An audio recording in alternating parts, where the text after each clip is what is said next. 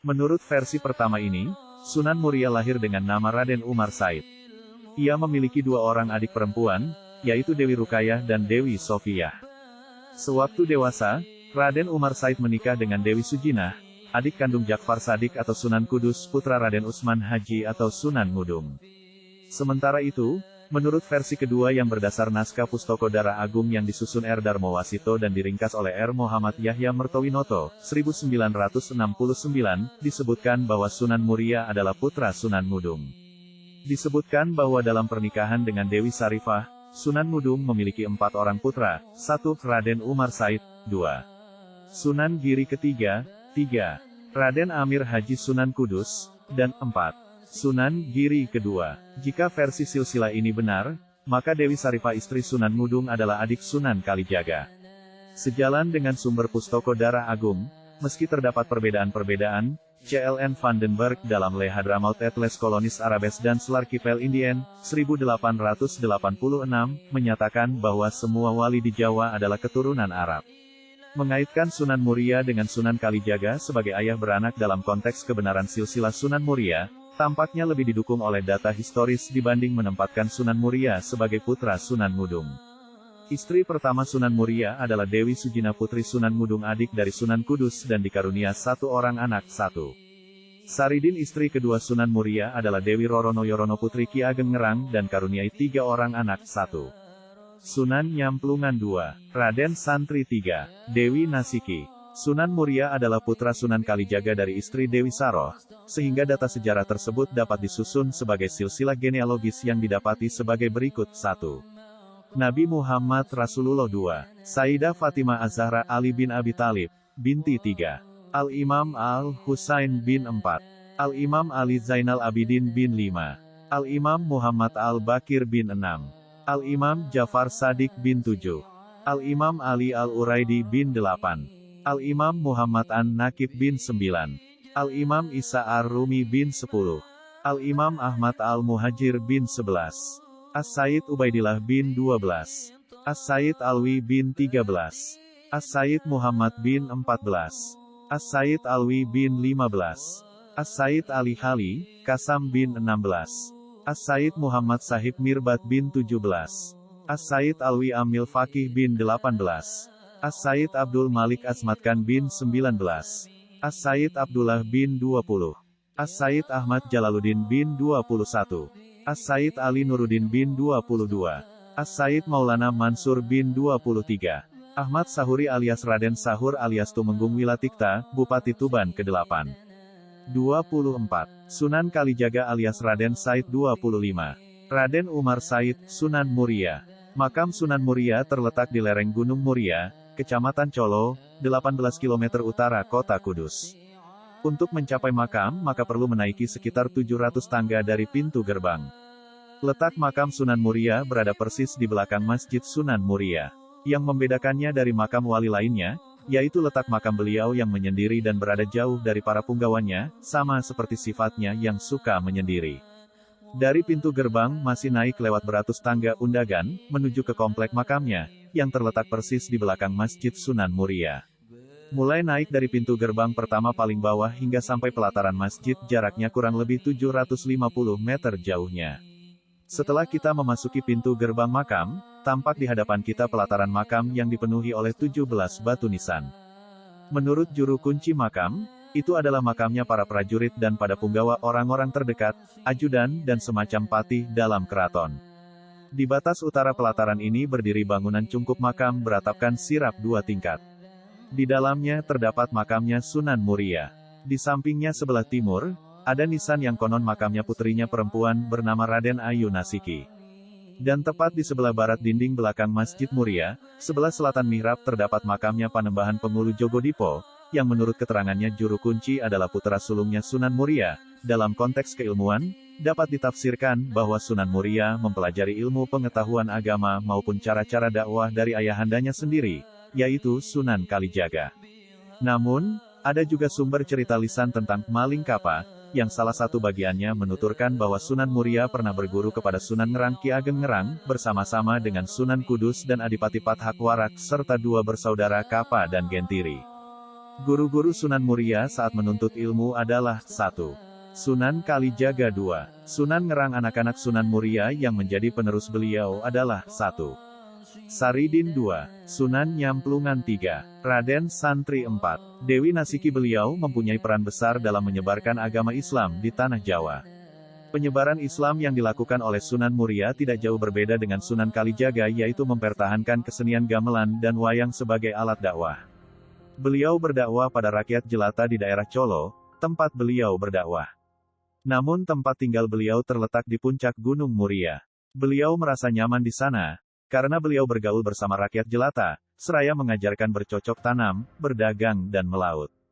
Sebagaimana Sunan Kalijaga, Sunan Muria menjalankan dakwah Islam melalui pendekatan budaya. Dalam seni pewayangan, misal, Sunan Muria diketahui suka menggelar sejumlah lakon carangan pertunjukan wayang gubahan Sunan Kalijaga seperti Dewa Ruci, Dewa Srani, Jamus Kalimasada, Begawan Ciptaning, Semar Ambarang Jantur, dan sebagainya. Melalui media pertunjukan wayang, Sunan Muria memberikan penerangan-penerangan kepada masyarakat tentang berbagai hal dalam kaitan dengan tauhid. Dengan pendekatan lewat pertunjukan wayang, tembang-tembang, tradisi-tradisi lama, dan praktik-praktik keagamaan lama yang sudah diislamkan, Sunan Muria lebih senang mengembangkan dakwah Islam dengan masyarakat kalangan bawah dibandingkan dengan kaum bangsawan. Daerah dakwahnya cukup luas, yaitu daerah Jepara, Tayu, di lereng Gunung Muria, pelosok Pati, Kudus, Juwana hingga ke daerah pesisir utara. Demikianlah, kisah-kisah legenda tentang Sunan Muria berkembang turun-temurun di daerah-daerah tersebut. Sunan Muria dikenal sebagai pribadi yang mampu memecahkan masalah betapapun rumitnya masalah tersebut. Solusi pemecahan masalahnya pun dapat diterima oleh semua pihak yang berseteru. Dalam menyebarkan agama Islam, Sunan Muria lebih toleran dengan memusatkan pada rakyat jelata dan bukan kaum bangsawan. Beliau lebih senang mengasingkan diri bersama rakyat jelata dibandingkan tinggal di pusat kerajaan Demak. Metode dakwah beliau sering disebut dengan topongeli, yang berarti menghanyutkan diri di dalam masyarakat. Dengan begitu, maka Sunan Muria lebih mudah dalam mengajak masyarakat untuk masuk agama Islam. Sementara itu, agar bisa berbaur dengan masyarakat sekitar pegunungan tersebut, maka beliau kerap sekali memberikan kursus atau keterampilan untuk para pelaut, nelayan, pedagang, dan rakyat jelata.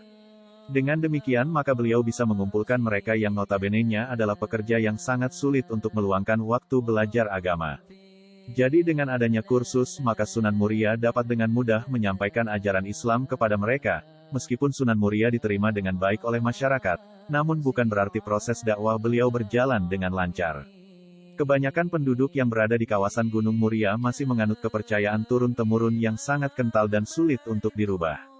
Oleh karenanya beliau sama seperti para wali yang lainnya, yaitu lebih kepada metode dakwah bil hikmah, atau dengan cara-cara bijak yang tidak memaksa. Dalam menyikapi kebiasaan masyarakat yang sering melakukan adat kenduren, maka Sunan Muria meniru gaya moderat ayahnya, yang tidak mengharamkan tradisi peringatan Telung Dino hingga Sewu Dino. Tradisi yang dilakukan untuk memperingati hari-hari tertentu kematian anggota keluarga ini tidak dilarang, kecuali adat untuk membakar kemenyan atau memberikan sesajen di tempat tertentu, yang kemudian diganti dengan solawat dan doa untuk ahli kubur. Sama seperti para wali yang lain, Sunan Muria juga tetap mempertahankan alat musik daerah seperti gamelan dan kesenian tradisional wayang untuk media dakwahnya. Beliau tidak mengubah budaya yang ada, namun memasukkan ajaran-ajaran Islam di dalamnya. Beberapa lakon pewayangan dirubah karakternya dengan membawa pesan-pesan Islam, seperti kisah Dewa Ruci, Petruk Dadi Ratu, Jimat Kalimasada, Mustakaweni, Semar Ambarang Jantur, dan lain sebagainya. Selain mempertahankan kesenian daerah seperti gamelan dan wayang, Sunan Muria juga menciptakan beberapa tembang Jawa Macapat yang berisi tentang ajaran Islam. Beberapa karyanya yang terkenal hingga saat ini yaitu tembang Sinom dan Kinanti. Dengan menggunakan tembang atau lagu, maka masyarakat akan dengan mudah menerimanya, dan mampu mengingat nilai-nilai serta ajaran Islam yang terkandung di dalamnya untuk bisa diterapkan dalam kehidupan. Generasi awal masyarakat Islam yang keberadaannya dikembangkan Wali Songo, dengan pengetahuan dan pemahaman yang terbatas pada tradisi kakawin dan kidung, kemudian mengembangkan tradisi penulisan tembang gede, metrum besar. Sekalipun aturan persajakannya berdasarkan metrum kakawin dengan mempertahankan bait-bait yang terdiri atas 4 baris dengan sejumlah suku kata tertentu, tetapi mereka melepaskan sama sekali kaidah-kaidah mengenai kuantitas metrum kakawin.